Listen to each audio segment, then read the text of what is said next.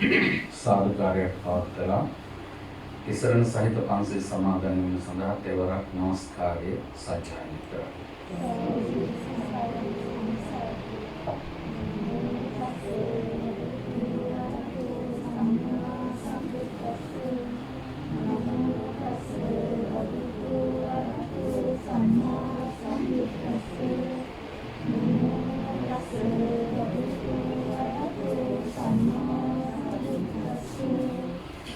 भाग्यवत् अरिहत् तथागत सम्मा संबुදුරජාණන් වහන්සේට නමස්කාර කරමි. නමස්කාර වේවා. දෙවනුවත් තුන්වෙනුවත් भाग्यवत् अरिहत्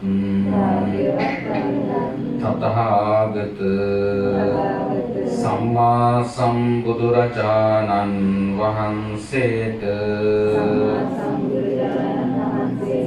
නමස්කාර කරමි. නමස්කාර වේවා. බුද්ධං शरणं गच्छामि. धम्मं शरणं गच्छामि. संघं शरणं गच्छामि. द्वितीयंपि बुद्धं शरणं गच्छामि. द्वितीयंपि धम्मं शरणं गच्छामि. द्वितीयंपि संघं शरणं गच्छामि. तृतीयंपि बुद्धं शरणं गच्छामि. तृतीयंपि धम्मं शरणं गच्छामि. तृतीयंपि संघं शरणं गच्छामि. तिसरණ गमनं सम्पूर्णं. पानातिपाता वैरमणि सिक्खापदं समादयामि. अदिन्नादाना वैरमणि सिक्खापदं समादयामि.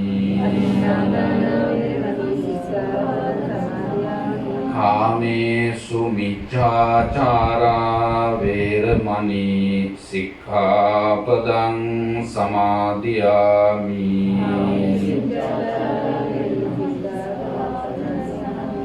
मुसावादा वैरमणि सिक्खापदं समादयामि. सुरामेरय मज्जपमा दट्टाना वैरमणि सिक्खापदं समादयामि.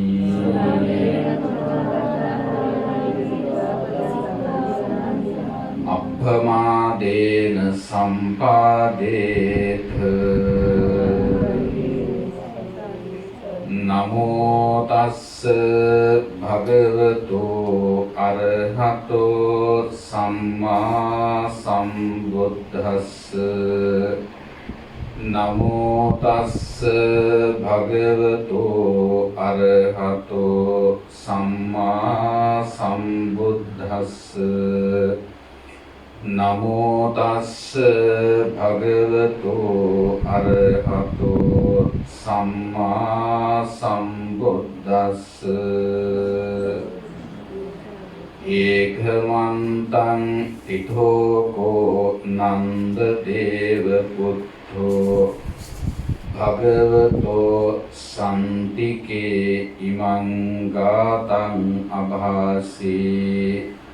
अच्छेन्ति काला तरयन्ति रत्तियो වයෝ ගුණා අනුපොබ්බං ජහන්ති ඒතං භයං මරණේ පෙක්ඛමානෝ පුඤ්ඤානි khairat sukhavahani අච්චෙන්ති කාලා තරයන්ති රත්තියෝ වයෝ ගුණා අනුපොබ්බං ජහන්ති ඒතං භයං මරණේ පෙක්ඛමානෝ ලෝකාමිසං පජහේ සම්ති පෙක්ඛෝති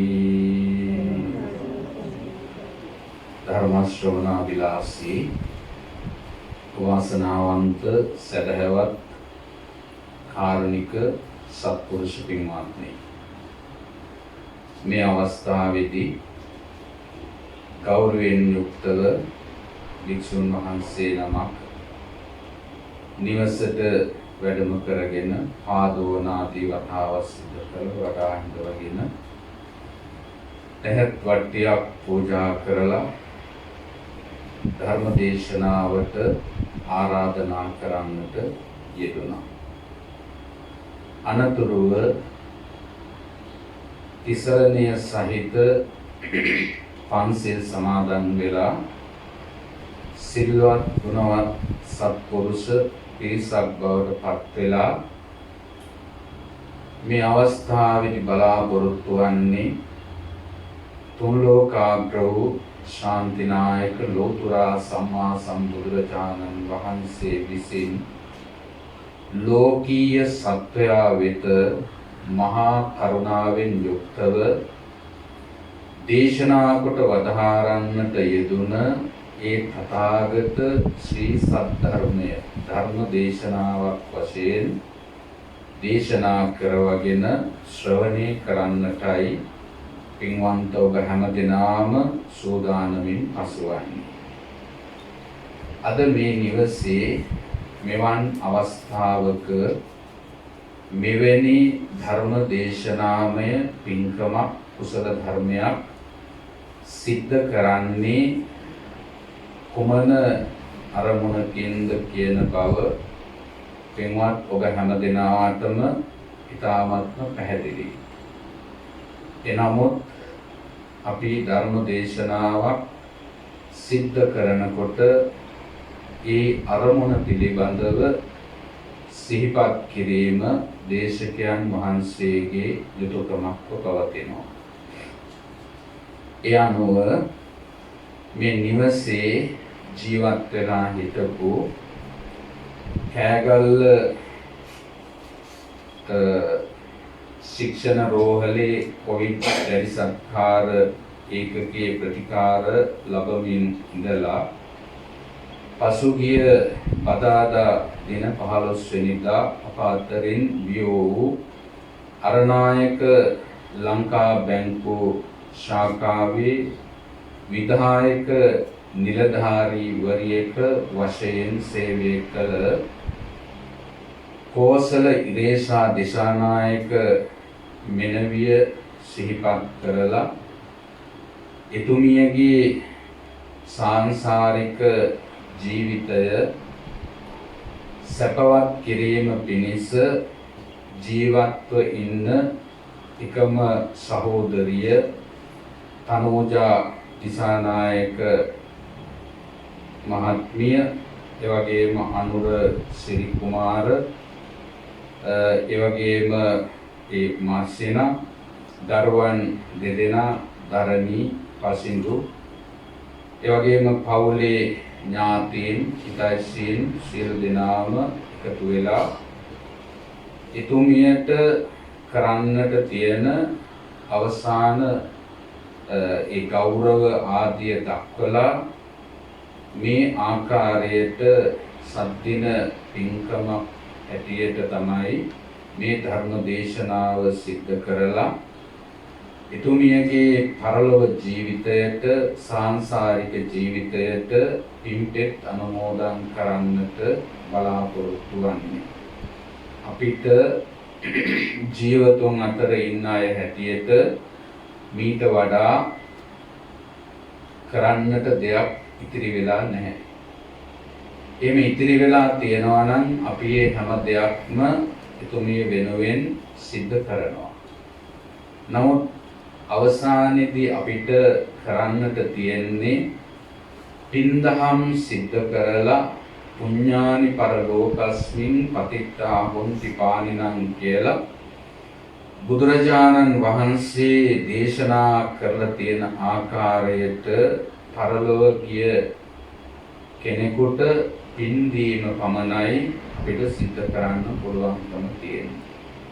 ඒ යුතුයකම ඒ වගකීම අපි හැමදෙනාම එකතු වෙලා ඉෂ්ට සිද්ධ කරද අවස්ථාව තමයි මේ. ඉතින් මේ ධර්ම දේශනාව සඳහා අපට අපේ අනුරායියත් ඒ අක්කත් දෙන්න අපේ විහාරස්ථානයට පැමිණිලා තමන්ගේ සහෝදරිය වෙනුවෙන් මෙවැනි ධර්ම දේශනාවක් සිද්ධ කරගන්නට අවශ්‍ය බව අපට සිහිපත් කළා. ඒ ආරාධනයට අනුකූලව තමයි අපි මේ ආකාරයට සම්බන්ධ වෙලා මේ ධර්ම දේශනාව අද දවසේදී මේ අවස්ථාවේදී සිද්ධ කරන්නේ. ඒ වගේම හෙට දවසේ මහා සංඝරත්නයේ විශේෂ සංඝගත දක්ෂිනාවක් පූජා කරන්නට මේ පින්වතුන් බලාපොරොත්තු වෙනවා. මේ හැම පින්කමක්ම සිද්ධ කරලා අපි හැම දෙනාගේම ඒකායන පරමාර්ථය ඒකායන අරමුණ තමයි එතුමියගේ භවගාමී ජීවිතය සාංසාරික ජීවිතය සපවත් වේවා කියන ප්‍රාර්ථනය සහ අදිෂ්ඨානය.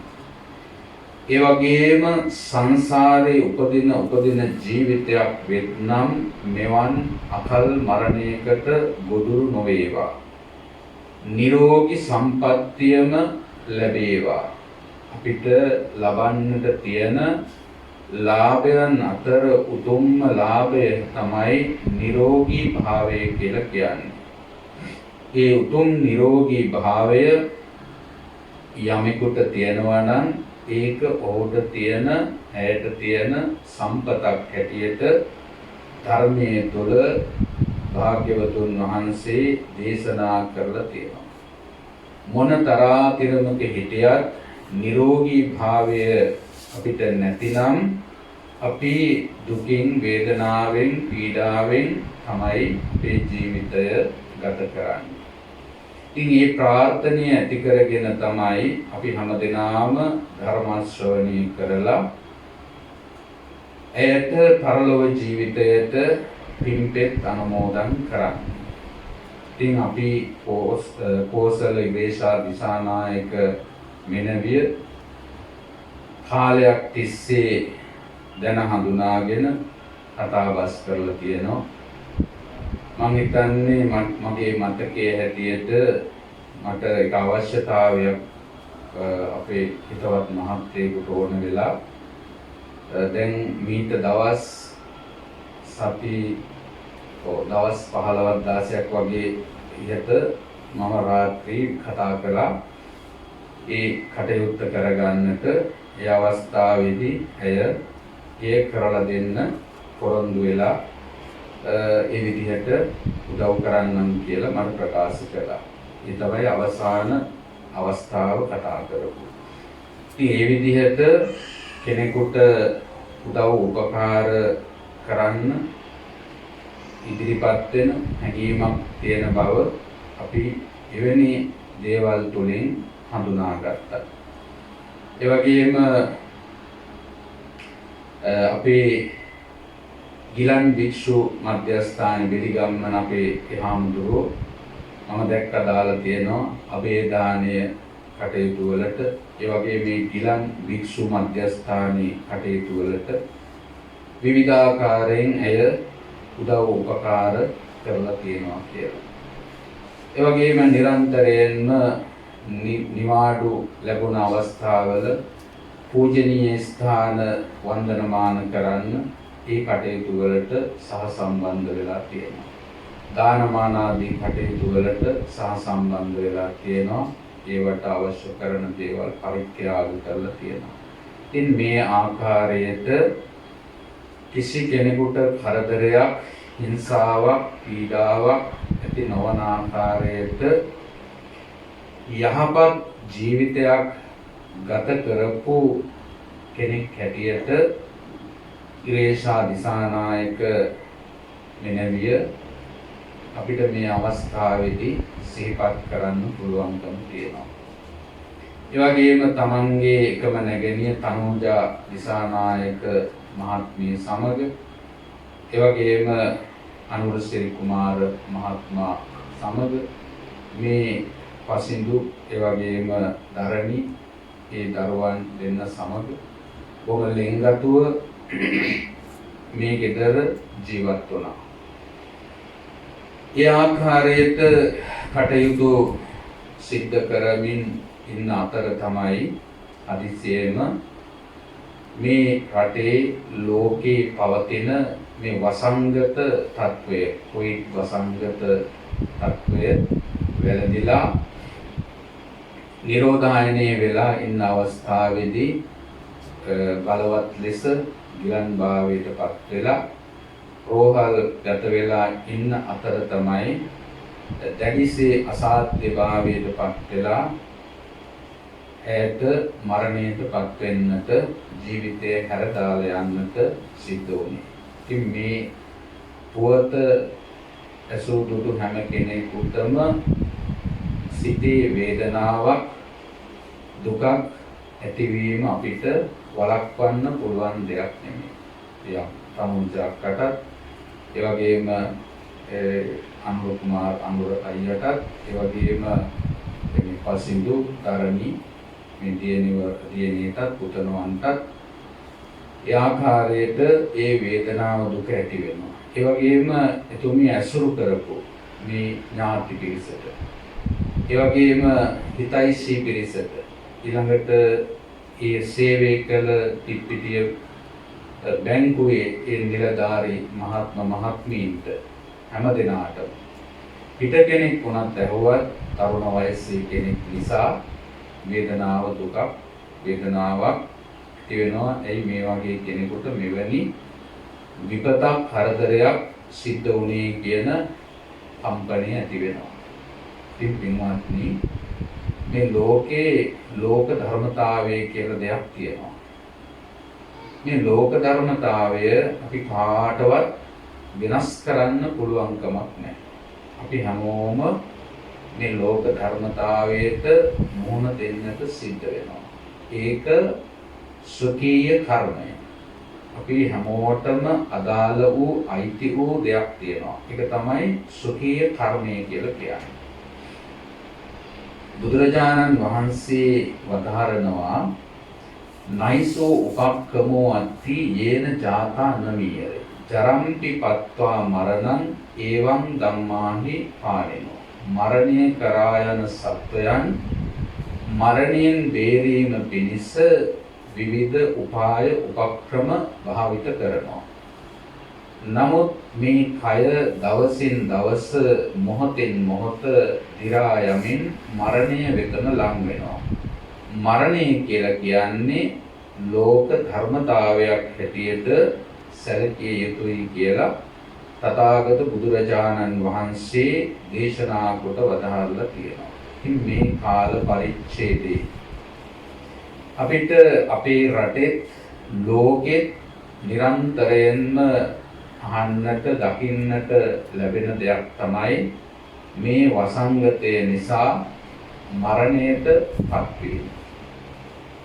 එයට මේ මරණය සිද්ධ වුණා වගේ අපිට හෙට මේ දේ සිද්ධ වෙයිද කියලා අපි කාටවත් නිශ්චිතව කියන්න පුළුවන් කමක් නැහැ.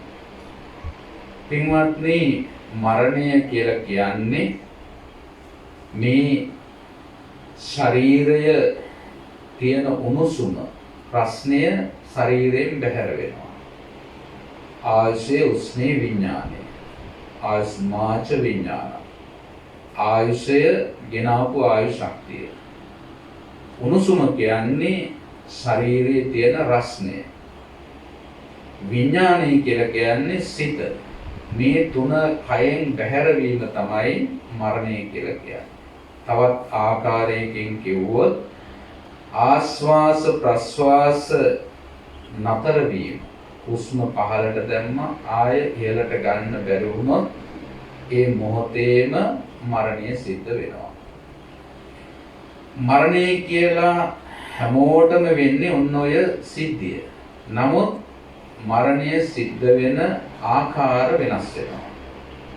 කෙනෙක් දියේ ගිලිලා මැරෙනවා. කෙනෙක් අනතුරකට ලක් වෙලා මැරෙනවා. කෙනෙක් මේ වගේ වසංගත තත්වයකට මුහුණ දීලා රෝගයක් වැළඳිලා මැරෙනවා. කෙනෙක් වෙඩි තියලා මැරෙනවා. කපලා පොඩලා මැරෙනවා. ඊළඟට සියදිවි නසාගෙන බෙල්ලේ වැළදාගෙන වසවිස කාලා මරණයටපත් වෙනවා. ඒ විදිහට අපි මේ ලෝකේ රටේ ගත්තාම හැමෝටම වෙන සිද්ධිය එක වුණාට සිදුවෙන ආකාරය එකිනෙකාට වෙනස්. ඒ ආකාරයට සිද්ධ වෙන්නේ ඒ පුද්ගලයාගේ තියෙන කුසල අකුසල ශක්තිය අනුවයි. ඊළඟට මරණය සිද්ධ වෙන වයස නිර්ණය වෙන්නේ මෙන්න මේ කර්ම ශක්තිය අනුවයි. කෙනෙක් මව් කුසේදී මේ යන්න පුළුවන්. එහෙම අවස්ථාවල් අපි අහලා දැකලා තියෙනවා. මව් කුසෙන් බිහි වෙලා පුංචිම කාලේ මේ යන්න පුළුවන්. ඊට වඩා තව ටිකක් මෝරපු අවස්ථාවේ, ඊ පාසල් යන අවස්ථාවේ, තරුණ වයසට ඇවිල්ලා ඉන්න අවස්ථාවේ, ඊළඟට මධ්‍යම වයසේ, ඊළඟට වයස්ගත වෙලා හොඳටම වයසට ගිහිල්ලා මරණ අවස්ථාවල් තියෙනවා. ඒතකොට මේකට නිශ්චිත කාලයක් නෑ. ජීවිතේ යම් තැනක જાතියක් වශයෙන් හටගත්තද හටගත්ත තැන ඉඳලා මැරෙන මොහොත කොයි මොහොතේද කියලා අපි කාටවත් නිශ්චිතව ප්‍රකාශ කරන්න පුළුවන් කමක් නැහැ. ඒක තමයි ජීවිතයේ තියෙන ස්වභාවය. යථාර්ථය ඇත්ත කතාව ඒකයි. ඒ නිසා අපි මියගිය ඉරේසා දිසානායක මෙනෙවිය වෙනුවෙන් දැන් කොච්චර දුක් වුණත් ඒක නිෂ්ඵලයි. අපි වෙහෙසටපත් වෙලා ලෙඩ වෙලා මානසිකව ඇද වැටෙනවා මිසක් ඇයට කිසිම සෙතක් වෙන්නේ නැහැ. ඒ හින්දා තමයි බුදුදහමේ ධර්මයේ අපිට මේ හිත හදාගන්න හැටි උගන්වලා තියෙනවා. ලෞතර බුදුරජාණන් වහන්සේ නමක් ලෝකයට පහළ වෙලා මෙන්න මේ අසරණ භාවයට පත් වෙන සත්වයන්ට මේ දේ අනුගමනය කළොත් මේ අසරණ භාවයෙන් දුකින් මිදෙන්න පුළුවන් කියලා බුදුරජාණන් වහන්සේ ධර්මයේ පැහැදිලි කරලා තියෙනවා. ඔබ අහලා තියෙනවා ලෞතර බුදුරජාණන් වහන්සේ ජීවමානව වැඩ සිටින අවස්ථාව. පටාචාරා තමන්ගේ ස්වාමියා මැරුණා. දරු දෙන්න මැරුණා. අම්මා තාත්තා මැරුණා. එකම සහෝදරයා මැරුණා. ඒතකොට බලන්න මරණ කීයක් සිද්ධ වුණාද එකම දවසේ. 20ක් වගේ බුදුරජාණන් වහන්සේ ළඟට ගියේ. ඊළඟට කිසා ගෞතමී තමන්ගේ එකම දරුවා නැති වෙලා හැම තැනම දරුවට බෙහෙත් හොයාගෙන ගියා. එක ඥානවන්ත මිනිස්සෙක් කියනවා මේ දරුවට බෙහෙත් ගන්න එකම කෙනෙක් ඉන්නවා දෙවුරම් මහා විහාරේ වැඩ ඉන්න බුදුරජාණන් වහන්සේ. උන්වහන්සේ ළඟට එක් කරගෙන යන්න කියලා. ඒක බුදුහාමුදුරුවෝ කිව්ව දේශනා කළා නොමල ගේකින් අබ ටිකක් අරගෙන එන්න. එයාගේ දුක වේදනාව කිව්වා. කිව්වට පස්සේ බණ කිව්වට ඒ අවස්ථාවේ ඇයට තේරෙන්නේ නැහැ, ඇහෙන්නේ නැහැ. මේ වේදනාව සංසිඳෙන්න උපක්‍රමයක් හැටියට තමයි නොමල ගේකින් අබ ටිකක් අරන් එන්න කිව්වේ. ගිහිල්ලා ගයක් ගානේ ඉල්ලුවා අබ තියනවා හැබැයි හැම ගෙදරකම කවුරු හරි මැරිලා. අම්මා මැරිලා, තාත්තා මැරිලා, දරුවෝ මැරිලා, සහෝදරයෝ මැරිලා. කවුරු හරි අපේ ගෙදර මැරුණා කියලා කියනවා. අවසානයේදී ඇයටම තේරෙනවා මගේ දරුවට විතරක් නෙමෙයි හැමෝටම හැමතැනම හැම ගෙදරකම මේ සිද්ධිය වෙලා. අවසානයේ ඇය දරුවා කැලේකට දාලා බුදුහාමුදුර ළඟට පැමිණෙනවා. ඒතර බුදුරජාණන් වහන්සේ දැනගත්තා ඇයගේ මානසිකත්වයේ යම් පමණකට හෝ සංසිඳිලා තියෙනවා කියලා. එතනදී තමයි ධර්මයේ දේශනා කරලා පසුව ඒ මහරහත් මෙහෙණින් වහන්සේ නමක් බවට මේ බුද්ධ ශාසනය පත් වුණේ. ඒ විදිහට පින්වත්නි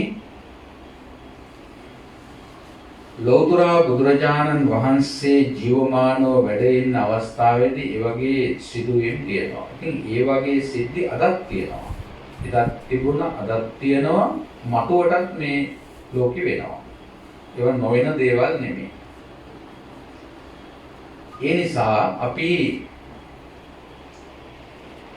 තමන්ගේ සහෝදරිය වෙනුවෙන් ඥාතිවරිය වෙනුවෙන් හිතවතිය වෙනුවෙන් කරන්නට තියෙන්නේ අපි පින්කම් කරන හැම අවස්ථාවකම කුමන හෝ පුණ්‍ය කටයුත්තක් සිද්ධ කරනකොට අපි රැස් කරගන්න පින ඇයට අනුමෝදන් කිරීම පමණමයි අපිට සිදු කරන්නට පුළුවන්කම තියෙනවා. ඇයගේ භවගාමී ජීවිතය සාංසාරික ජීවිතය සපවත් වේවා කියන ප්‍රාර්ථනය අපිට කරන්න පුළුවන්. පින් ලැබෙන ලබාගත හැකි තැනක උප්පත්ති ලැබලා ඉන්නවා නම් අපි මේ කරන පුණ්‍ය කටයුතු වලින් ලැබෙන පුණ්‍ය ශක්තිය අනුමෝදන් වෙන්න පුළුවන්කම තියෙනවා. ඒක බුදුරජාණන් වහන්සේ තිරෝකුඩ්ඩ කියලා සූත්‍ර දේශනාවක් දේශනා කරලා තියෙනවා. මෙන්න මේ තිරෝකුඩ්ඩ සූත්‍රයේදී පැහැදිලිවම දේශනා කොට වදාහරලා තියෙනවා. ඒ අනුව පින් ලැබීම තීරණය වෙන්නේ. ඉතින් අපි මේ යුතුයකම සිද්ධ කරන්නේ. අපි සහෝදරියක් හැටියට, පුංචම්ම කෙනෙක් හැටියට ඇසුරු කළා. ඥාතියෙක් හැටියට ඇසුරු කළා. අපි උපකාර ලබාගෙන තියෙනවා. ඒ උපකාර වලට කෘතවේදීත්වයේ දැක්වීමක් තමයි අපි කරන්නේ. අපිට මේ කන බොන අදින පළඳින දේවල් වලින් දැන් අපිට සලකන්න පුළුවන් කමක් නැහැ. පින්දීමෙන් විතරයි ඒ සංග්‍රහය සිද්ධ කරන්න පුළුවන්කම තියෙන්නේ. ඒ නිසා අපි ධර්ම ශ්‍රවණය කරලා ඒ කුසලයේ රැස් කර ගන්නවා. එමනම් අපි ධර්ම ශ්‍රවණය කරනකොට හොඳ චිත්ත ඒකාග්‍රතාවයකින් ධර්මයේ ශ්‍රවණය කරලා ඔබ මේ දේශනාව තුළින් යම් අවබෝධයක් ලබනවද එය තමයි කුසලයේ බවට පත් වෙන්නේ. ඒ කුසලයේ තමයි අපිට අනුමෝදන් කරන්නට පුළුවන්කම තියෙන්නේ. එමනම් මේ දේශනාව සඳහා මා ගාථා දේශනාවක් මාතෘකා හැටියට සිහිපත් කළා. සංයුක්ත නිකායේ නන්ද සූත්‍රය. පොඩි සූත්‍රයක්. බුදුරජාණන් වහන්සේ සවැත් නුවර ජේතවනාරාමේ වැඩ වාසය කරන අවස්ථාවක තමයි මේ දේශනාව සිද්ධ කරලා තියෙන්නේ. පින්වතුන් අහලා තියෙනවා දෙවියන්ට ධර්මයේ බුදුරජාණන් වහන්සේ දේශනා කරන්නේ මධ්‍යම රාත්‍රියේ කියලා. මධ්‍යම රාත්‍රියේ දෙවියෝ ඇවිල්ලා බුදුරජාණන් වහන්සේගෙන් ප්‍රශ්න අහනවා. බුදුරජාණන් වහන්සේ ඒ දහම් ගැටලු විසඳලා දෙනවා. අන්න එවන් අවස්ථාවක් තමයි මේ ගාථා දේශනාවත් නන්ද කියන දිවියට දේවතාවට දේශනා කළා තියෙනවා. ඒකමන්තං පිටෝකෝ නන්ද දේව පුත්තෝ ඉමං ගාතං අභාසි. එකක් පසෙක සිටියා වූ නන්ද දිව්‍ය පුත්‍රයා බුදුරජාණන් වහන්සේට මෙන්න මේ ගාථාව ප්‍රකාශ කරනවා. මොකද්ද ප්‍රකාශ කරන්නේ? අච්චෙන්ති කාලා තරයන්ති රත්තියෝ වයෝ ගුණා අනුපොබ්බං ජහන්ති. ඒතං භයං මරණේ පෙක්කමානෝ පුඤ්ඤානි කෛරාත සුඛවං. මේ දෙවියා කියනවා ස්වාමීනි භාග්‍යවතුන් වහන්සේ මිනිස්සුන්ට මනුෂ්‍ය ලෝකේ දෙවියන්ට දිව්‍ය ලෝකේ බිය තුනක් ඇති වෙනවා. මේ බිය තුනෙන් මිදෙන්නට නම් වහවහාම පින් කරගත යුතුයි. පුඤ්ඤානි කෛරාත සුඛවහානි. වහවහාම පින් කරගන්නට ඕන. මේ දෙවිය බුදුහාමුදුරන්ට ප්‍රකාශ කරනවා. මොකක්ද මේ බිය තුන? උදේ දවල් සවස කාලය ගෙවිගෙන යනවා. රාත්‍රියේදී පුරුෂයා නැත්නම් පුද්ගලයා දන්නේම නැතුව මරණය කරා ළඟා වෙනවා. ආයුෂය අනුක්‍රමණයෙන් පුරුෂයා හැර යනවා. ඉව හැර යනවා. ආයුෂ ගෙවි යනවා. මේ බිය තුන මරණයහිලා මේ බිය තුන දන්නේ සැප එළවන පින් කරන්නේ කියලා මේ දෙවියෝ බුදුහාමුදුරන්ට ප්‍රකාශ කරේ. බුදුරජාණන් වහන්සේ ඒ ගාථා දේශනාවේ නැත්නම් දෙවියෝ කියපු ගාථාවේ පද තුනක් අනුමත කරනවා. හතරවෙනි පදය තමයි වෙනස් කරලා බුදුහාමුදුර දේශනා කරන්නේ. අර මුල් ගාථා පාඩ තුන ඒ විදිහටම කියනවා. අච්චෙන්ති කාලා තරයන්ති රත්තියෝ වයෝ ගුණා අනුපොබ්බං ජහන්ති ඒතං භයං මරණේ පෙක්ඛමානෝ ලෝකා මිසං පදෙහි සම්තිපෙක්ඛෝ. හතරවෙනි පදේ වෙනස් කරේ. ලෝකා මිසං මේ ලෝකයට තියෙන ඇල්ම බැඳීම තණ්හාව තෘෂ්ණාව දුරු කිරීමෙන් තමයි සත්වයාට මේ බිය තුනෙන් මිදෙන්න පුළුවන්කම තියෙන්නේ. එතකොට අපි මේ ගාථා දෙක තුලින් දහම් කරුණු බුදුරජාණන් වහන්සේ පැහැදිලි කරලා තියෙන ආකාරයට තේරුම් අරගෙන අපේ ජීවිතේ අපි යථාර්ථය මේ සිදුවෙන ඇත්ත අපි හැමදෙනාම බොරුවකට මුලාවකට අහු වෙලා මේ ලෝකේ ජීවත් වෙනවා. මෙන්න මේ මුලාවෙන් බොරුවෙන් නිදහස් වෙන්නේ කොහොමද කියලා අපි තේරුම් ගන්නට ඕන. සත්‍යයට දුරස්ත වෙලා ඉන්න තරමට පින්වත්නි දුක වැඩි. සත්‍යයෙන් දුරස්ත වෙලා ඉන්න තරමට දුක වැඩි. සත්‍යයට සමීප වෙන්න දුක අඩුයි. දැන් බලන්න මේ ලෝකයේ ස්වභාවය තමයි අනිත්‍ය, වෙනස් වෙනවා. දුක, අනාත්මය. දැන් මේ පෘථග්ජන සත්වයා පිළි අරගෙන ඉන්නේ නිට්ටයයි, සුඛයි, ආත්මයි කියලා. ඒක අපි එහෙම හිතනවා නෙමෙයි, කියනවත් නෙමෙයි. නමුත් ඒ සංකල්පය, ඒ අදහස අපි තුල කාවැදෙලා තියෙනවා. මේ ලෝකේ හැම දෙයක්ම තියෙනවා. ඒ තියෙන දේවල් අපිට විඳින්න තියෙන දේවල් අපි විඳින්න ඕන කියන අදහස තමයි තියෙන්නේ. ඒක තමයි නිත්‍ය සංඥාව කියලා කියන්නේ. එතකොට නිට්ටයයි සුඛයි. සුඛයි කියලා කියන්නේ සැප තියෙනවා. ආත්මයි කියලා කියන්නේ ඒ විඳින සත්වයේ පුද්ගලයේ ඇත කියලා පිළිගන්නා වූ හැඟීමක් තියෙනවා. නමුත් බුදුරජාණන් වහන්සේ වදාළේ අනිත්‍යයි, දුකයි, අනාත්මයි. මේ ලෝකේ හැම දෙයක්ම වෙනස් වෙනවා. හැම මොහොතකම වෙනස් වෙනවා. මේ හුස්ම පාරක් ගානෙම මේ කය සහ කයෙන් පරිබාහිරව තියෙන හැම දෙයක්ම වෙනස් වෙනවා. නමුත් මේක දකින්න හැමෝටම බෑ. ඥානයක් තියෙන්නට ඕන. ඒකයි බුදුරජාණන් වහන්සේ වදාළේ මගේ ධර්මය පඤ්ඤාවත්ත සායන් ධම්මෝ නායන් ධම්මෝ දුප්පඤ්ඤස්. ප්‍රඥාවන්තයාට විතරයි. දුෂ්ප්‍රඥාට, ඒ කියන්නේ සත්‍ය දකින්න නැති කෙනාට, සත්‍යයට පිවිසෙන්නේ නැති කෙනාට මේ ධර්මයේ තේරුම් ගන්න පුළුවන් කමක් නැහැ. නමුත් පින්වත්නි, අපි හැමදෙනාම පෙර ජීවිතවල පින් කරපු අය.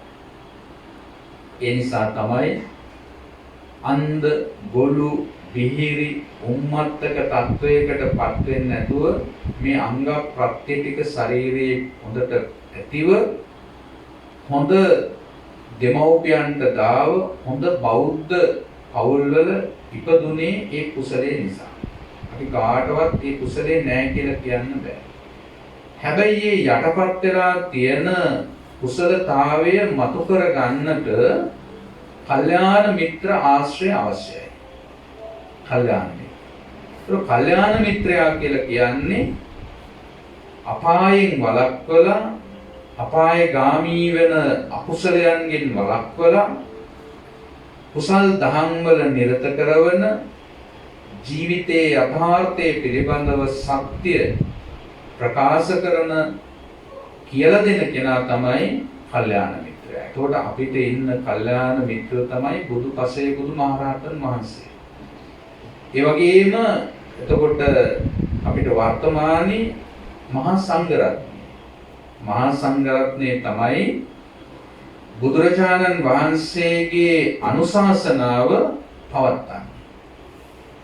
මේ විහෙර, විහාර, බෝධි, ප්‍රතිමා, චෛත්‍ය මේවා තිබ්බට ශාසනය පවතින්නේ නැහැ. ධර්මයේ පවතින්නේත් නැහැ. ඒවා වෙනත් රටවල නටපු නෂ්ටාවශේෂ තියෙනවා. නමුත් ධර්මයේ නැහැ. එහෙනම් මේ ධර්මයේ පවත්න්නේ මහා සංඝරත්නය. මහා සංඝරත්නයේ යම් තැනක අතුරුදහන් වෙනවද එතන ධර්මයේ පවතින්නේ. එතකොට උන්වහන්සේලා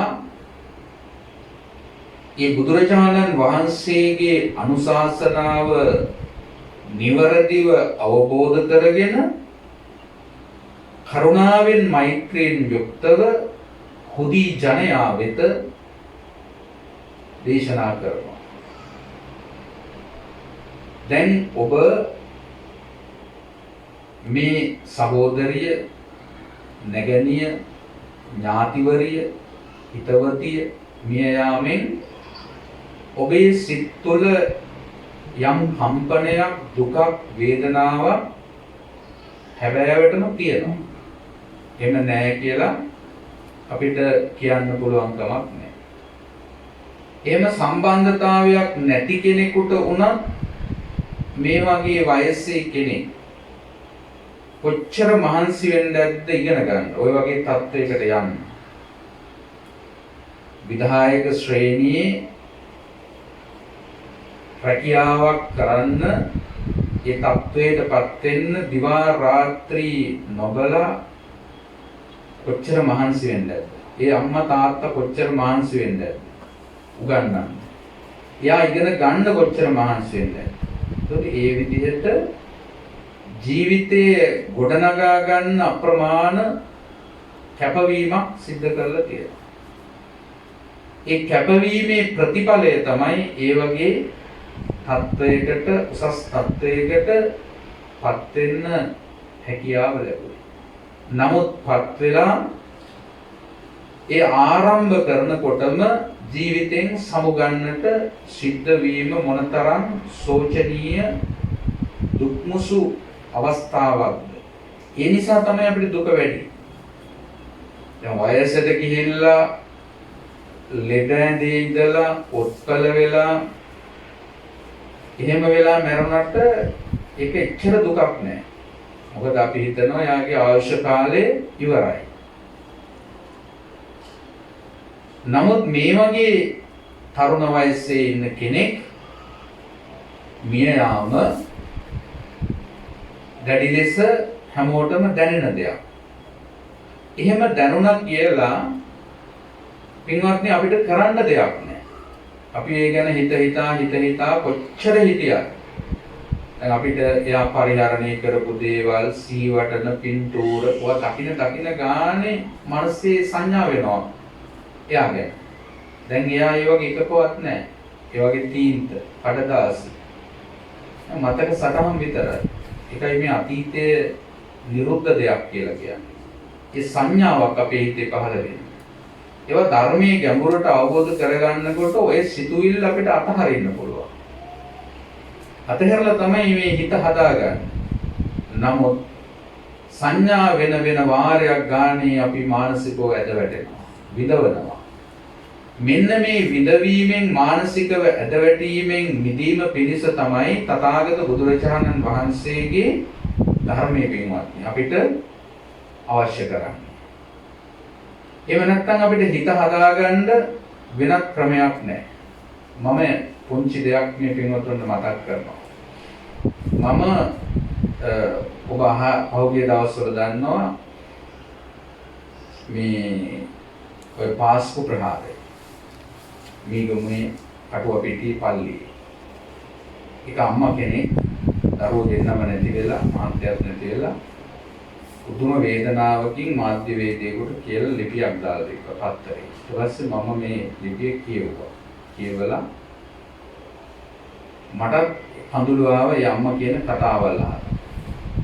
ඒතර වයසක් නැහැ. ඊට පස්සේ මට හිතුණා මෙයාට කතා කරන්න ඕන කියලා. මෙයා කතෝලික, උග්‍ර කතෝලික. ඊට පස්සේ මම අර මාධ්‍යවේදියාගේ නම්බර් එක හොයාගෙන එයාගේ නම්බර එක හොයාගෙන මම කතා කරා. කතා කරලා මම කිව්වා මේ ලිපිය මම පස්තරේ කියවුවා. මට පොදු වේදනාවක් ඇති වුණා. මට නෝන මහත්මියට කරුණු ටිකක් කියන්න අහන්න කැමති නම් මම කියන්නම්. පස්සේ පුදුමාකාර සතුටින් ඇහුවා. එතකොට ඒගොල්ලෝගේ ඒ කන්‍යා සොහොයුරු ඇවිල්ලා ඒ විදිහට ෆාදර්ස්ලා ඇවිල්ලා යාඥා කරලා යනවා. නමුත් තාම ඒ වෙලාවට දුක නැති වෙනවලු. ආයත් එනවලු පිච්චිලා යන වේදනාවක්. පස්සේ මෙහෙම මම කතා බහ කරලා පස්සේ යාට ඔය විදිහට ධර්මයේ කියලා දුන්නා. දැන් හිත හදාගෙන සෑහෙන දුරකට ඉතින් බොහොම පින් දෙනවා ඔබ වහන්සේ මට මේ කරපු උදව්ව. ඉතින් එයා බෞද්ධ වෙන්න ඕන කියන එකක් නෑ. මම කිව්වා එහෙම එකක් ඕනේ නෑ. පල්ලියට ඕන යන්න. නමුත් මේ ලෝකේ ඇත්ත තේරුම් ගන්න. යථාර්ථය කියලා දෙයක් තියෙනවා. අන්න ඒ දේ තේරුම් ගන්න. ඒතර මම මේ කතාව කිව්වේ ඒ වගේ අපි මේ බෞද්ධ කියලා ලේබල් එක ගහගෙන බෞද්ධ වෙලා ඉන්නවා.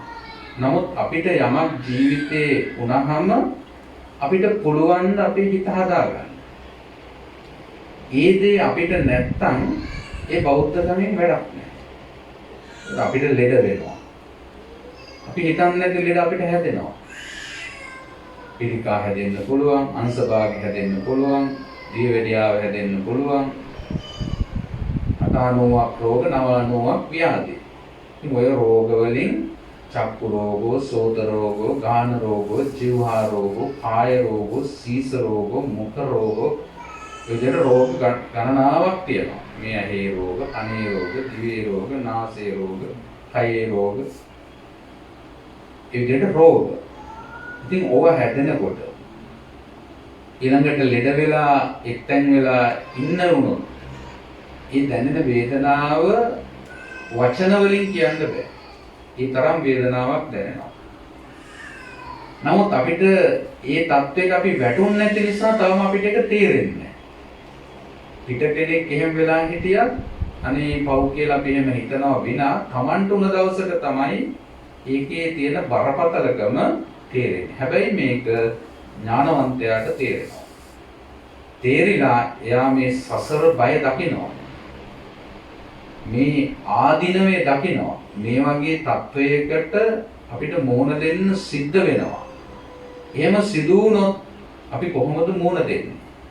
දැන් ජීවිතේ අපි හැම දෙයකම සූදානම් වෙනවනේ.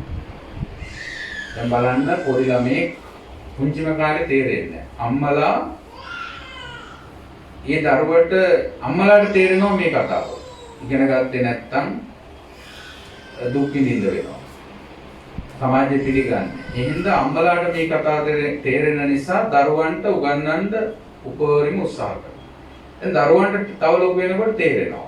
ඒකට එයාත් හිතනවා මට ඉගෙන ගත්තොත් සමාජයේ තැනකට යන්න පුළුවන්, වැදගත් විදිහට ජීවත් වෙන්න පුළුවන්, ගියක් දොරක් හදා ගන්න පුළුවන්, ඊළඟට වාහනයක් ගන්න පුළුවන්. මේ විදිහට එයා දැන් ජීවිතේට මුහුණ දෙන්න සූදානම් වෙනවා. ඉතින් ඉගෙන ගන්නවා, උසස් අධ්‍යාපනය ලබනවා, ගේ දොර හදා ගන්නවා, විවාහයකුත් කර ගන්නවා, දරුවොත් හදා ගන්නවා. දැන් ওই විදිහට ලෞකික පැත්තෙන් ජීවත් වෙන්න අපි සූදානම් වෙනවා.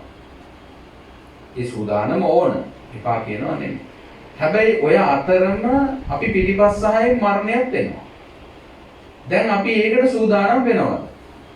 අර දේවල්ම පරිපූර්ණ කරගන්න ජීවිත කාලේ පුරාම උත්සාහ කරනවා මිසක් කොයි මොහොතේ මරණය එයිද කියලා ඒකට ජීවිතේ සූදානමක් අපි කාගේවත් තියනවද?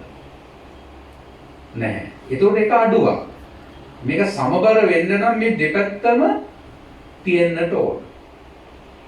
එහෙම නැත්නම් කඩාගෙන වැටෙනකොටම ඒක දරා ගන්න බැරි තරම් දුකක් බවට පත් වෙනවා. පිපාසය හැදෙන වෙලාවට වතුර හොයන්න ගියොත් මොකද වෙන්නේ? තවත් තිබහ වැඩි වෙනවා. ඒතර අපි දන්නවා තිබහ ආවොත් බොන්න වතුර ටිකක් තියා ගන්න ඕන ළඟ. ඒතර අපි ටැප් කරලා හරි කලයකට හරි වාජනයකට හරි ගෙනලා තියා ගන්නවා, බෝතලයකට හරි තිබහ ආව ගමන් බොනවා. ඒතර තිබහ යන වෙලාවට අපි වතුර හොයා ඉඳි ගියොත් පිපාසය තවත් වැඩි වෙනවා. වතුර නැති වුණොත් එහෙනම් මැරලා යන්නත් පුළුවන්. එහෙනම් කල්තියා අපි ඒක දැනගෙන ඒකට සූදානම් වෙලා තියෙනවා. ඒ වගේ පින්වත්නි ජීවිතේ අපි මේ මරණය කියන ධර්මතාවයට මුහුණ දෙන්න සූදානම් වෙලා නැත්තම්, මේ අතහරින්න සූදානම් වෙලා නැත්තම්, අතහැරෙන බව අවබෝධ කරගන්න නැත්තම්, එතනදී බලාපොරොත්තු දේ කඩ වෙනකොට දුක එනවා. දුක එන්නේම එහෙමමයි. ඒක තමයි ගැටීම ඇති වෙන්නේ. දැන් බලාපොරොත්තු වෙන දේවල් ඒ විදිහටම වෙනවා නම් අපිට දුක කියලා දෙයක් ලෝකේ තියෙනවා. එහෙම නැහැ. බුදුරජාණන් වහන්සේ වදාරනවා අචින්ති තම්පි භවති චින්ති තම්පි විනස්සති. නොසිතන දේ සිදු වෙනවා, සිතන දේ නොම වෙනවා. නොසිතන දේ අපි දැන් හිතුවේ නෑ ඉරේෂා දිසානායක මහත්මිය මෙලවිය මෙහෙම මැරෙයි කියලා. නොසිතෝ දෙයක් තමයි මේ සිද්ධ වුනේ. හිතපො නැති දෙයක් සිද්ධ වුණා. ඒතකොට හිතපො නැති දෙයක් තමයි සිදුවීම තුළ අපිට මේ දුක කියන දේ සකස් වෙන්නේ. ඒතකොට අපි මරණ සතිය නිතර වඩලා භාවිත කරලා තියෙනවා නම් අපි මැරෙනවා, මම මැරෙන කෙනෙක්. බුදුහාමුදුරුවෝ නිතර මෙනෙහි කරන්නේ. එතකොට මේකේ ඇති වෙන දුක අඩුයි. මරණ සති භික්කවේ භාවිතා බහුලීකතා මහප්පලා හෝති මහානිසංස. මේ මරණ සතිය නිතර වඩනවා නම්, බහුලීකృత කරනවා නම් ඒක නිවනට ලං වෙනවා. ඊළඟට බුදුහාමුදුරුවෝ දේශනා කරනවා භික්ෂුවක් වේවා, භික්ෂුණියක් වේවා, උපාසකෙක් වේවා, උපාසිකාවක් වේවා, ගෘහස්ත ජීවිත ගත කරන කෙනෙක් වේවා, මේ මරණ ධර්මතාවය නිරන්තරයෙන්ම අබින්නම් පච්චවික්කිතබ්බ නිතර සීකට යුතුයි. එතකොට දැන් මේක අසුභවාදී දෙයක්.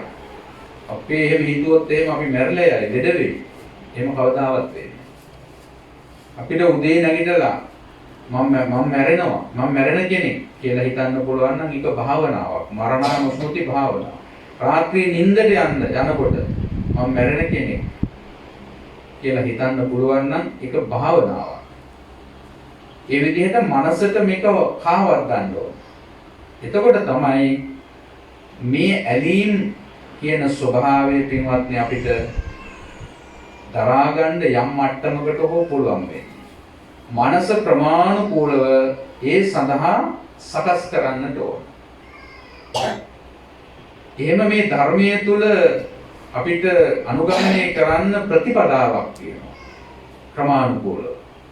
කර්මයේ ඵලයේ විපාකයේ විශ්වාස කරගෙන කම්මස්සගත සම්මාදිට්ඨිය තුල පිහිටලා ළඟට ගැඹුරට යනවා ප්‍රමාණිකූලව.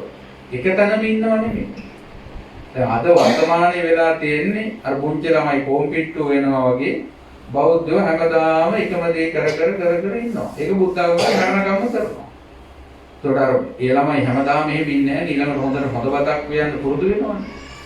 ඒ වගේ අපිට මේ ධර්මයේ තුල තියෙන ගැඹුරු දේවල් මේ චතුරාර්ය සත්‍ය, ආර්ය අෂ්ටාංගික මාර්ගය, බෝධිපාක්ෂික ධර්ම, සතර සතිපට්ඨාන, සතර සම්‍යක් ප්‍රධාන, පංචේන්ද්‍රිය, පංච බල, සප්ත බොජ්ජංග, ආර්ය අෂ්ටාංගික මාර්ගය මේ විදිහට දහම් කරුණු තියෙනවා. ඒතර මේවා තේරුම් ගන්න, අහන්න, සාකච්ඡා කරන්න අපේ ජීවිතේ අපි කාලේ මිඩංගු කළේ නැත්තම් අපි ඉස්සතින් තමයි මේ යන්නේ. ඒ විතරක් නෙමෙයි අපිට අපේ ජීවිතේ යමක් වෙනකොට හිත හදා ගන්න බෑ. ඒතර අපිට හැමදාම මෙහෙම එකට ඉන්න බෑනේ. අපේ අම්මා තාත්තා නැති වෙනවා. සහෝදරයෝ නැති වෙනවා. ඥාතීන් නැති වෙනවා. දරුවෝ නැති වෙනවා. සහෝදරයෝ නැති වෙනවා. සහෝදරියෝ නැති වෙනවා. අපි අසුරු කරන සතා සිව්පාව නැති වෙලා යනවා. සමහර අය තමන්ගේ ගෙදර හදන බල්ලා නැති වෙච්චාම මොනතරම් දුක් වෙනවද? ඒතර මේ ඇලීම්, බැඳීම්. මේක ධර්මය ඒව හදන්න එපා කියනවා නෙමෙයි. ඒක තේරුම් අරගෙන ඉන්නකොට අතහැරිලා ගියාට දුකක්. දුක නැතුව ඉන්න නෙමේ මේ හැමදේම කරන්නේ. දැන් ලෞකිකවත් අපි දුක නැතුව ඉන්න තමයි මේ හොඳට ගෙන ගියාගෙන, ගේ දොර හදාගෙන, රස්සා කරගෙන, යාන වාහන අරගෙන ඉන්නේ මේ දුක නැතුව ඉන්නේ. ඒතකොට ඒකේ උපරිම ඵලය තමයි මානසිකව, අරව කායිකව ලැබෙන දේවල්. ඒ සතුට. මානසිකවත් යම් ප්‍රමාණයක් තියෙනවා. නමුත් මානසිකව 100% අපිට නිදහස් වෙන්න පුළුවන් වෙන්නේ ධර්මයේ තේරුම් අරගෙන ජීවත් වුණොත් ඕනෑම දෙයක් අතහැරිලා ගියාට දුකක් වේදනාවක් නැතුව ඉන්න පුළුවන්කම තියෙනවා.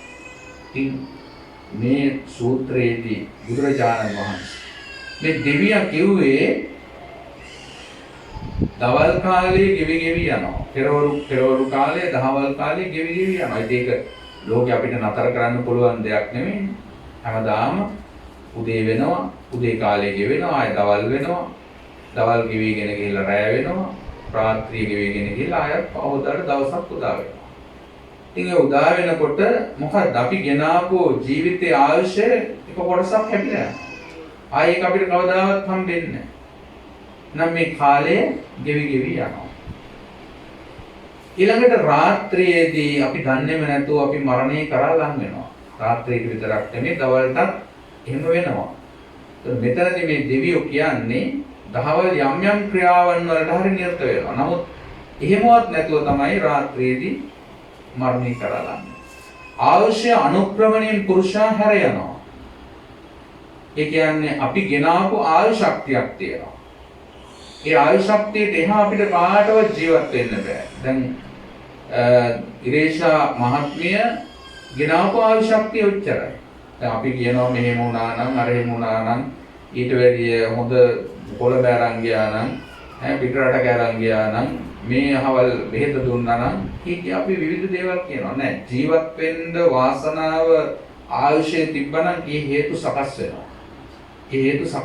හේතු සකස් නොවෙන්නේම ආයුෂය ඉවරයි. දැන් බලන්නකො දැන් කොරෝනා හැදලා අවුරුදු 60 70 80 90 ඒ අය බේරිච්ච වෙලාවල් තියෙනවා. අනතුරක් වෙලා බේරෙන අවස්ථාවල් තියෙනවා. ඒ මොකද ආයුෂය තියෙනවා තව ජීවත් වෙන්න. එහෙනම් සත්වයාගේ ආයුෂයත් පිරිහීගෙන යනවා. ඒතර මේක මිනිස්යන්ට තියෙන බිය තුනක් හැටියටයි මේ දෙවියෝ කියන්නේ. එතකොට පුඤ්ඤානි කෛරාත සුඛවානි. ඒ හින්දා වහවහාම පින් කරන්න. හැම විටකම Tamanට ලැබෙන අවස්ථාවෙන් පිනක් කරගන්න. ඒක මේ දෙවියෝ කියනවා. ඒක හොඳයි. අපිට පින් කරන්න සල්ලි මොනේ නැහැ. අපිට කොච්චර තියනවද මේ සිත, කය, වචනේ තුන්දොර මෙහෙවල අපිට කොච්චර පින් කරන්න පුළුවන්. කෙනෙකුට වචනෙන් යහපතක් වේවා මෙත්සිත ඇති කර ගන්නවා නම් ඒක පිනක්. ලෙඩෙකුට උපස්ථාන කරන්න පුළුවන් නම් ඒක පිනක්. ඒකට සල්ලි ඕනේ නැහැ. ඒ විදිහට පින්කම් කරගන්න අවස්ථාවල් අපිට ඕන තරම් තියෙනවා. ඒ විදිහට මේ පුණ්‍ය කටයුතු වල අපි නිරත විය යුතුයි. ඊළඟට මේ දෙවියෝ කියන්නේ මේ බියෙන් තැති ගැනීමෙන් ලොමු දැහ ගැනීමෙන් මිදෙන්නට මේ විදිහට කළොත් පුඤ්ඤානි කයවාද සුඛාවහානි කියන ආකාරයට මිනිස්සුන්ට පුළුවන් කියනවා මේ බියෙන් නිදහස් වෙලා ඉන්න. ඒ දෙවියන්ගේ අදහස් සහ මතය සහ දැනුම. නමුත් බුදුරජාණන් වහන්සේ පෙන්වන්නේ මේ බිය තුනෙන් මිදෙන්නට එසේ කළ පමණින් පුළුවන්කමක් නැහැ. ඒකට කියනවා ලෝකා මිසම්පජයේ සම්තිපේකෝ. ඔන්න ඔතන අපි හොඳට ටිකක් තේරුම් ගන්නට ඕන. ලෝකාමිසේ මේ ලෝකයට තියෙන බැඳීම. පින්වත්නි මේ ලෝකය කියලා කියන්නේ තමාගේ ශරීරය සහ තමාගෙන් පරිබාහිරව පවත්නා සියල්ලක්ම ලෝකය. ලෝකය කියන වචනයට බුදුරජාණන් වහන්සේ අර්ථ විග්‍රහ කරලා තියෙන්නේ ලුජ්ජති පලුජ්ජති इति ලෝකෝ. කැඩෙන බිඳෙන වෙනස් වෙන ස්වභාවයෙන් ලෝකය කියලා කියනවා. එතකොට මේ ලෝකය කියන්නේ හැම විටම කැඩෙනවා බිඳෙනවා වෙනස් වෙනවා. ද්‍රව්‍ය දේවල් කැඩෙනවා බිඳෙනවා. ඊළඟට ජීවිත මේ විඥානය සහිත අය මැරිලා දිරලා යනවා. එහෙනම් මේ ලෝකයට අදාළ අයිති හැම දෙයකම යථා ස්වභාවය තමයි වෙනස් වීම. කැඩීමෙන් බිඳීමෙන් වෙනස් වීමෙන් කෙලවර වෙනවා. එතකොට මේක අපි තේරුම් ගන්නට බුදුරජාණන් වහන්සේ අපිට පෙන්නලා තියෙන සරලම ආරම්භ කරන තැන තමයි මේ කය ගැන බලන්න කියන එක. එතකොට මේ සත්වයා කියලා කියන්නේ හිත කය දෙක. එහෙම නැත්නම් නාම රූප දෙක. හිත කය කිව්වත් නාම රූප කිව්වත් පංචස්කන්ධය කිව්වත් මේ තුනම කියන්නේ එකකට. හිතයි කයයි නාම කියලා කියන්නේ හිත පැත්ත, රූප කියන්නේ ශරීරය පැත්ත. පංචස්කන්ධය පැත්තෙන් ගත්තොත් රූප වේදනා සංඥා සංකාර විඥාන. දැන් මේ වචන කියනකොට අම්මෝ හෙන්න ගැඹුරු බණක් තමයි මේ කියන්නේ කියලා හිතනවා. එහෙම නැහැ. මේ බොහොම සරල දෙයක්. මේ වචන හුරු නැති හින්දා තමයි මේවා අමාරු වෙලා තියෙන්නේ.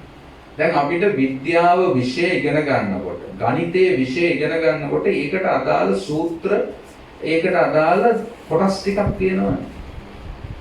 දැන් විද්‍යාව විෂය ගත්තාම මේකට අදාළ වන්නා වූ දේවල් ටිකක් තියෙනවා. ඒතකොට මේ වචන සෙට් එක ඉගෙන ගත්තේ නැත්නම් විද්‍යාව බෑ. ගණිතයට බෑ. ගණිතේ බෑ. ත්‍රිකෝණයක වර්ගඵලය කියනවා ඒව නෙවෙයි ඉන්නවා. අමුතුවෙන් කියන්න දෙයක් නෑ දන්නවනේ ඔයගොල්ලෝ. එතකොට ඒ ටික ඕන. ඒ වගේ තමයි මේ ධර්ම ඉගෙන ගන්න එක. එතකොට මේකට ඒ ඔකොටම වැඩි සිවුම් නෝනක් ඕන. දැන් මේක ඉගෙන ගන්න පටන් ගන්නෙ වයසට ගිහිල්ලා 60 70 වෙලා ඇස් පේන්නෙත් නෑ, කන් ඇහෙන්නෙත් නෑ, මොනවත් නැති කාලේ තමයි මේක ඉගෙන ගන්න ලෑස්ති වෙන්නේ. ඉතින් බෑ. මේකත් අර වගේම විෂයක් තමයි. මේකට හොඳට කල්පනාව තියෙන්න ඕන. හොඳට කන් ඇහෙන්න ඕන. හොඳට ඇස් පේන්න ඕන. ශරීර සෞඛ්‍ය තියෙන්න ඕන. හොඳට වඩි වෙලා ඉන්න මේ ධාරවන්නේ ගොතලා ඉන්න හොඳට පුළුවන් වෙන්න ඕන. ඒව අපි කය හුරු කරන්නේ නැහැ. ඒතකොට ඒ වගේ නිරෝගීභාවය තියෙනවා. ඉතින් ඒවා දන්නේ නැහැ. ඒ වගේන් අපි ඈත් වෙලා. ඒකයි මේකට හේතුව. සාම්ප්‍රදායකට කොටු වෙලා. දැන් මරුණා හත් දවසකට මහවුදුර වැඩිය මොනවා හරි බණ ටිකක් කිව්වා. සාදු කිව්වා පිළිකරක් පූජා කරලා එතන ඉවරයි. දැන් 3 මාසෙක් කරනවා, අවුරුද්දක් කරනවා, අවුරුද්දෙන් අවුරුද්දක් කරනවා. කවුරුවත් හැදෙන්නේ නැහැ, වෙනස් වෙන්නේ නැහැ. ධර්මයක් තේරුම් ගන්න නැහැ, ජීවිතයේ යථාර්ථයක් තේරුම් ගන්න නැහැ.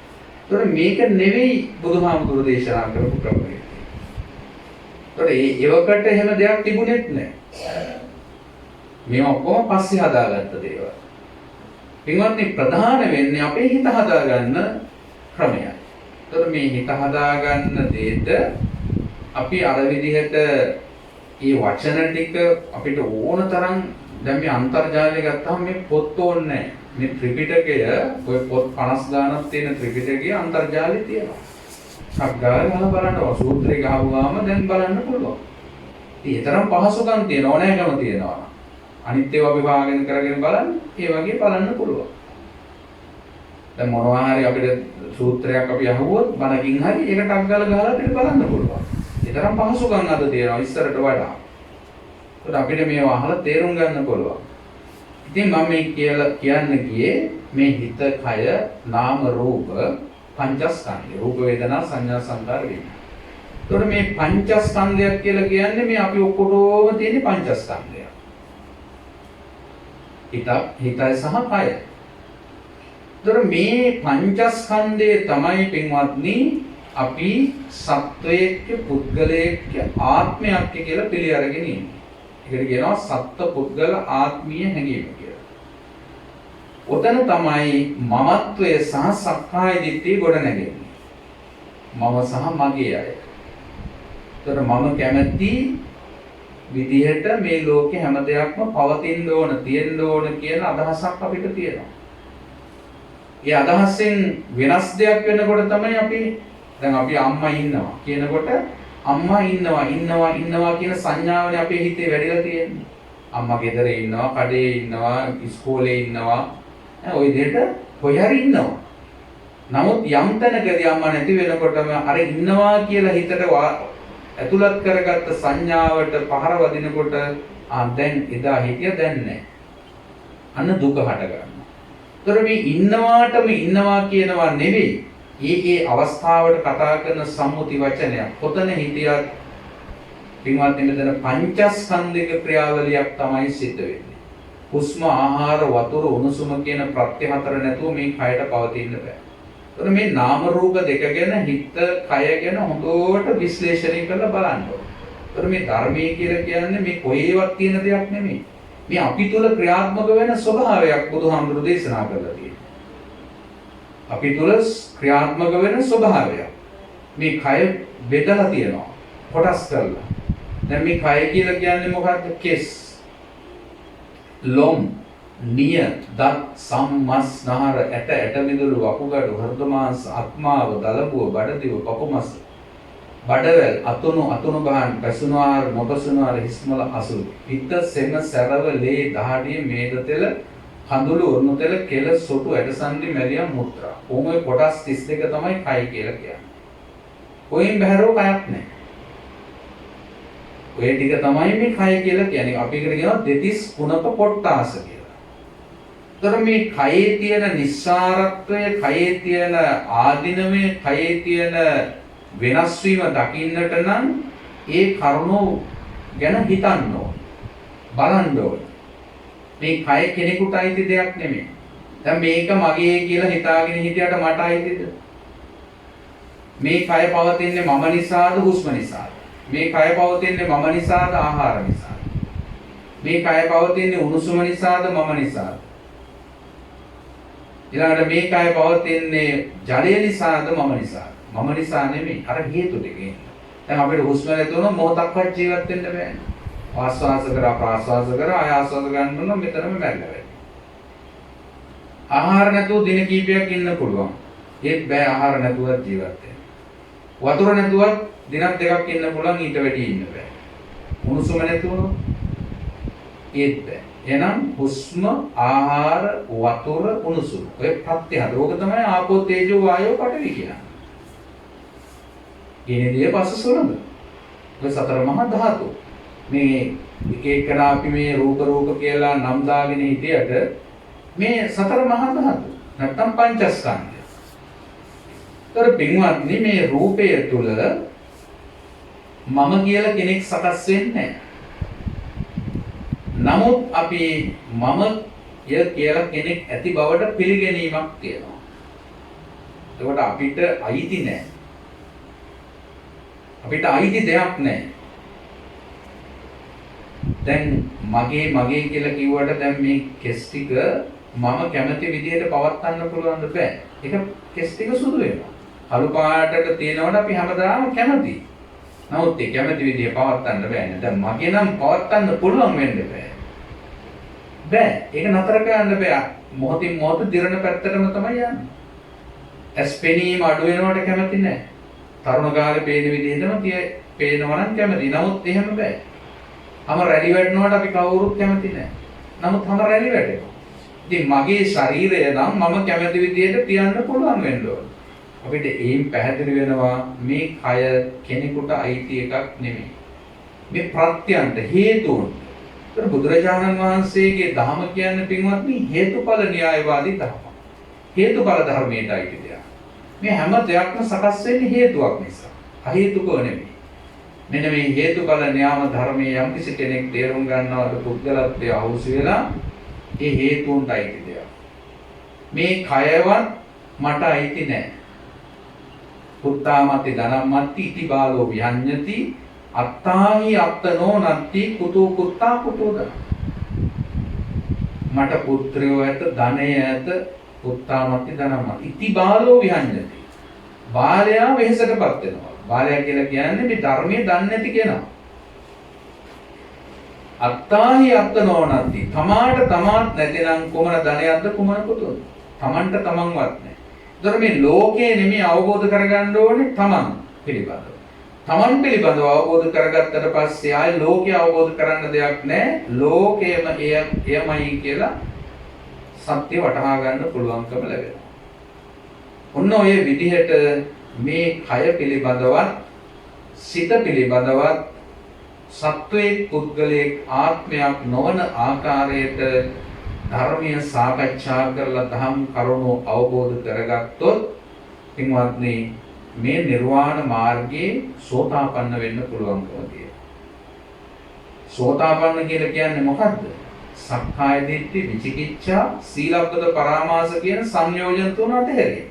ඒතර සක්කාය දිට්ඨිය කිව්වේ ඉන්නවා තියෙනවා මම මගේ කියලා පිළිගන්න දෘෂ්ටිය.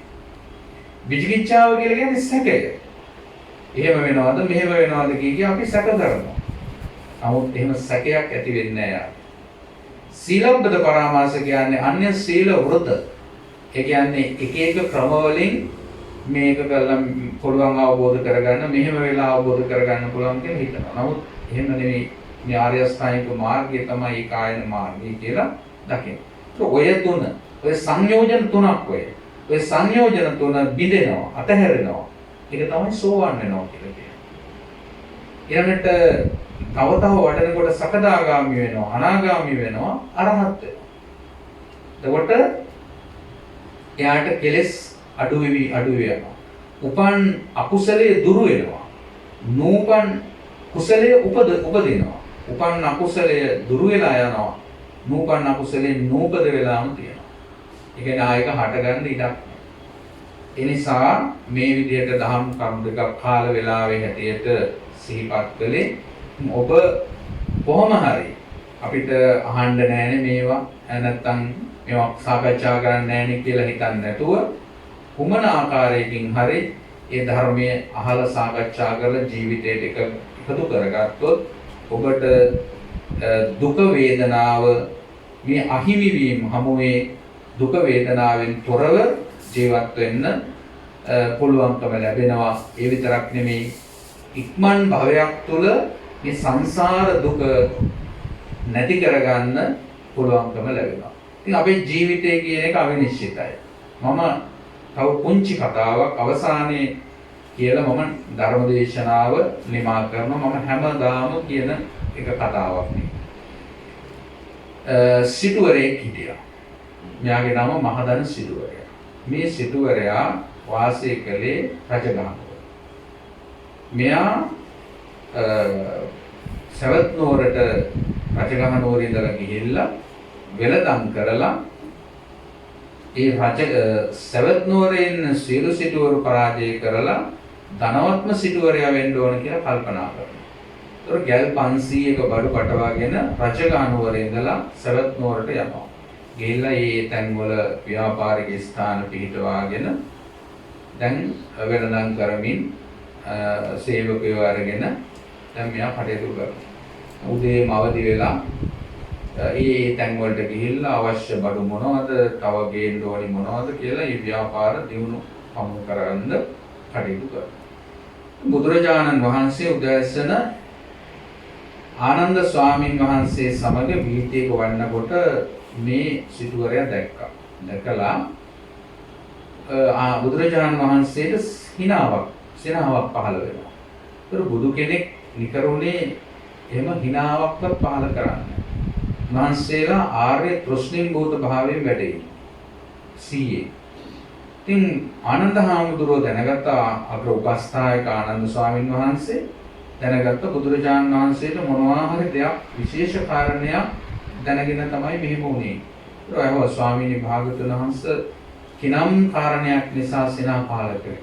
ආනන්ද මට පේනවා මේ සිටුවරයට වෙන්න යන විපත්තිය. මොකද්ද ස්වාමීනි? ආනන්ද මේ සිටුවරයා රජගහනුවර ඉඳලා ඇවිල්ලා සවැත් නුවර ඉන්න සිටුවරු පරාජය කරලා ධනවත් සිටුවරයා වෙන්න කල්පනා කරමින් ව්‍යාපාරික ස්ථාන පිහිටුවාගෙන ව්‍යාපාර කරගෙන යනවා. හැබැයි මෙයාට ජීවත් වෙන්න තව ආයුෂ තියෙන දින 7යි. දින 7කින් මැරෙනවා මෙයා. ඒතර බලන්න ඒ වගේ වගක් දන්නේ නැතුවනේ දැන් අර සිටුවරයා වැඩ කරන්නේ. ඊට පස්සේ බොහොම සංවේගයකටපත් වුණ ආනන්ද හාමුදුරුවෝ අත්දලා ස්වාමීනි අපි මේක සිටුවරයාට කියමු කියලා සිටුවරයාට මේ කාරණේ කිව්වා. ගෙන්නවලා සිටුවරයා බොහොම සංවේගයකටපත් වුණා. මම මෙච්චර බලාපොරොත්තු තියාගෙන මේ වැඩ කරමින් යනවා. මේ වුණා නම් මට අපායগামী වෙන්න වෙන්නේ මේ තෘෂ්ණාව නිසා. ඉතින් බණ අහලා සිටුවරයා දින 7න් තොරණුවන් සරණගේ උපාසකෙක් හැටියට මිය පරලෝ යනවා. ධනය ඒ අතරම නියන් ඉස්සරලා දුගී මගී යාචකාදීන්ට ශාසනයට පූජා කරලා තමයි අර විදිහට තොරණුවන් සරණගේ උපාසකෙක් හැටියට මිය යන්නේ. ඉතින් ඒ බුදුහාමුදුරුවෝ හිටපු හින්දා එයා බේරුණා, ගැලවුණා. ඉතින් ඒ වගේ අපේ ජීවිතත් අපි මේ විදිහට වැඩ කරගෙන රෝමේව කර කර ජීවත් වෙනවා. ඉතින් අපි දන්නේ අපිට අපේ මරණය වෙන්නේ කොහොමද? කවද්ද? සමහරට අපිට අවුරුදු තව 50කට ජීවත් වෙන්න පුළුවන් වෙයි. නමුත් අපි දන්නේ නැහැ හෙට වෙනවද කියලා දන්නේ නැහැ. ඉතින් අප්‍රමාදී වෙන්න කියන එකයි මේකෙන් කියන්නේ මේ කුසල් වඩන්න, ධර්මයේ හැසිරෙන්න, ධර්මයේ භාවිතා කරන්න. හැමදාම බණක් අහන්න. මොකක් හරි බණක් අහන්න. අපිට ඕන තරම් රූපවාහිනී ගානද. එහෙම මාසයක් අහන්න. අහනකොට වැදගත් හොඳ බණක්. එහෙම මාසයක් අහනකොට අපේ මේ හිත පුදුමාකාර විදිහට වෙනස් වෙනවා. ඒක මාසෙකින් පස්සේ තමයි දැනෙන්නේ. එකපාරට වෙන්නේ නැහැ. බුදුහාමුදුරුවෝ සූත්‍රයක පෙන්නලා තියෙනවා අංගුත්තර නිකායේ භාවනානුයුක්තික සූත්‍රය. ඒකේ බුදුරජාණන් වහන්සේ දේශනා කරනවා ඔයගොල්ලෝ අහලා ඇති වෑය. පොල් පලන කෙනාට තියෙනවා වෑය. ඒතර මේ වෑයෙන් එයා හැමදාම දිනපතා පොල් රහිනවා. පොල්ලි රහිනවා. රහිනකොට අද මෙච්චරක් ගෙවුණා, ඊයේ මෙච්චරක් ගෙවුණා, හෙට මෙච්චරක් ගෙවනවා කියලා වෑය විතර පේන්නේ. නමුත් මෙයා මාසයක් දෙකක් මාස 6ක් වැඩ කරනකොට ඇඟිලි පාර තියෙනවා අර වෑය මිට ගෙවිලා. ඒ වගේ බුදුහාමුදුරුවෝ දේශනා කරනවා අපි අද භාවනා කරාට අද මෙච්චර කෙලෙස් ප්‍රමාණයක් ප්‍රහීන වුණා. ඊයේ මෙච්චර ප්‍රමාණයක් ප්‍රහීන වුණා. හෙට මෙච්චර ප්‍රමාණයක් ප්‍රහීන වෙනවා කියලා පේන්නේ. මේක කාලයක් තිස්සේ දිගට වඩාගෙන යනකොට තේරෙනවා මේ අපේ කෙලෙස් ගෙවිලා තියෙනවා, අඩු වෙලා තියෙනවා කියලා Tamanටම වැටහෙනවා. කවුරුත් කියන්න ඕනේ නැහැ. Tamanගේ හිත ගැන Taman දන්නේ. Tamanගේ හෘද සාක්ෂිය ගැන Taman දන්නේ. ඒක කාටවත් බොරු කරන්න බෑ. Tamanගේ හදවත දන්නවා Taman කරන්නේ, කියන්නේ, හිතන්නේ මොකද්ද කියන එක Tamanගේ හිත දන්නවා. ඒක බුදුරජාණන් වහන්සේ රහසකින්වත් පව් කළේ නැහැ. ඒක බුදු ගුණයක්, අරහන් ගුණය. එතකොට මේ ගුණ අපි ළඟ සුළු ප්‍රමාණයෙන් අර පිළිටන්න නැතුව බුදුහාමුදුරන්ගේ පිළිට ලැබෙන්නේ නැහැ. ධර්මයේ පිළිට ලැබෙන්නේ නැහැ. ආර්ය මහා සංඝරත්නයේ පිළිට ලැබෙන්නේ නැහැ. එතකොට මෙන්න මේ විදිහට මේ තුරුණුවන් සරණ යනවා කියන්නේ, මේ ආශිර්වාදය ලැබෙනවා කියන්නේ අපි ධර්මයේ තුල හැසිරෙන්න ඕන, පිළිපදින්න ඕන, ඒ විදිහට අවබෝධ කරගන්න ඕන. ඉතින් මේට වඩා ධර්ම දේශනාව දික් කරන්න බලාපොරොත්තු වෙන්නේ නැහැ. කාල වේලාවක් ගත වෙලා තියෙනවා.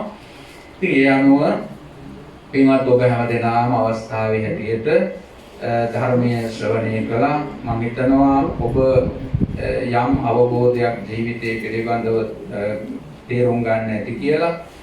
ඔබ තේරුම් ගත්තා නම්, අවබෝධ කරගත්තා නම් ඒ පින තමයි, ඒ කුසලයේ තමයි අපි කෝසල ඉරේෂා දිසානායක මෙනෙවියට අනුමෝදන් කරන්නේ.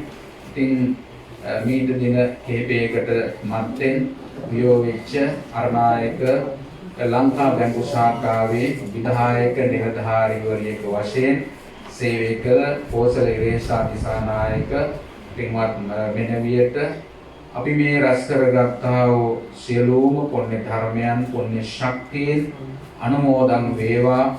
එතුමියගේ සාංශාරික ජීවිතය, භවගාමී ජීවිතය සපවත් වේවා. සසර උපදින ජීවිතයක මෙවන් අකල් මරණයකට ගොදුම වේවා. දීර්ඝායු සම්පන්නියම ලැබේවා. නිරෝගී සම්පන්නියම ලැබේවා.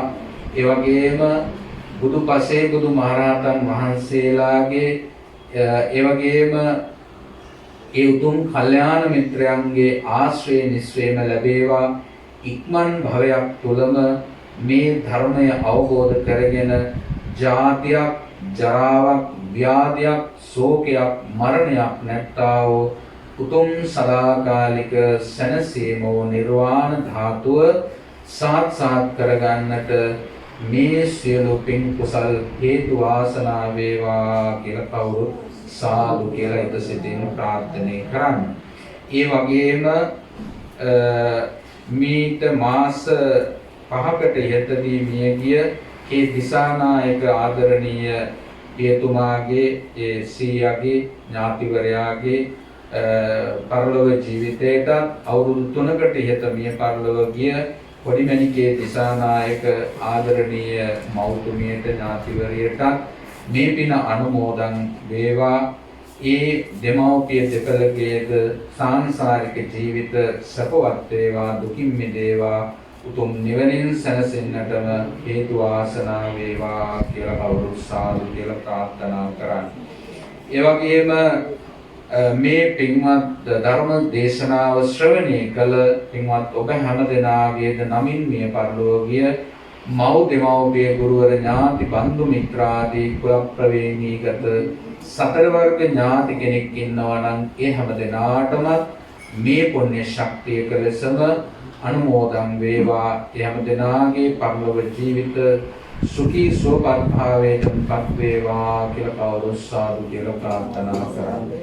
ඒ වගේම ධර්ම ශ්‍රවණය කළ ඔබ හැම දෙනාටම මේ වසංගත කාලේ එවැනි රෝගයකට ගොදුරු වෙන්නේ නැතුව නිරෝගී භාවයෙන් යුක්තව තමන් කරන කියන රැකී රක්ෂා කටයුතු දුවා දරුවන්ගේ අධ්‍යාපන කටයුතු ආදිය සාර්ථකව ඉෂ්ට සිද්ධ කරගන්න රත්නත්‍රය ආශිර්වාදය සියලු දෙවියන්ගේ පිහිට ආරක්ෂාව සැලසේවා. සියලු අපල උපද්‍රව කරදර බාධක සියල්ලක්ම මගහැරේවා. සිතන පතන සම්‍යක් ප්‍රාර්ථනාවන් එලෙසම ඉෂ්ට සිද්ධ වේවා කියලා කවුරුත් සාදු කියලා ප්‍රාර්ථනා කරන්නේ. ඒ වගේම කෑගල්ල මාවනැල්ල ලංකා බැංකු ශාඛාවල කාර්ය මණ්ඩල වල සියලු දෙනාටම මේ පින්කම සඳහා උදව් උපකාර කළ හැම දෙනාටම වචනයකින් හරි යම් කිසි කෙනෙක් හොඳයි කියලා කිව්වා නම් සිතුවා නම් ඒ හැම දෙනාටම මේ පින අනුමෝදන් වේවා කියලා කවුරුත් සාදු කියලා ප්‍රාර්ථනා කරා.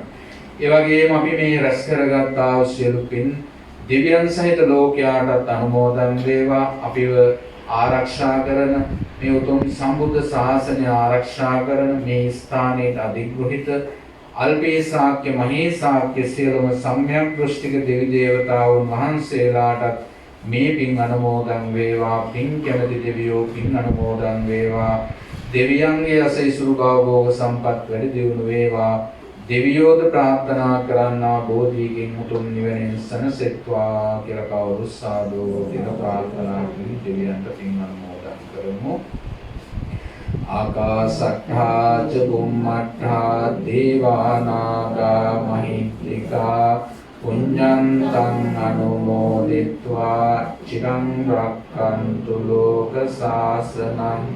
ආකාශට්ඨා ච බුම්මට්ඨා දේවානාගා මහිත්‍තිකා පුඤ්ඤන්තං අනුමෝදිत्वा චිරං රක්ඛන්තු දේශනං. ආකාශට්ඨා ච බුම්මට්ඨා දේවානාගා මහිත්‍තිකා පුඤ්ඤන්තං අනුමෝදිत्वा චිරං රක්ඛන්තු මං පරන්ති. ධර්ම ශ්‍රවණානි සංසේස සියලු දෙනාටම උතුම් අමා මහ නිවනම අවබෝධ වේවා.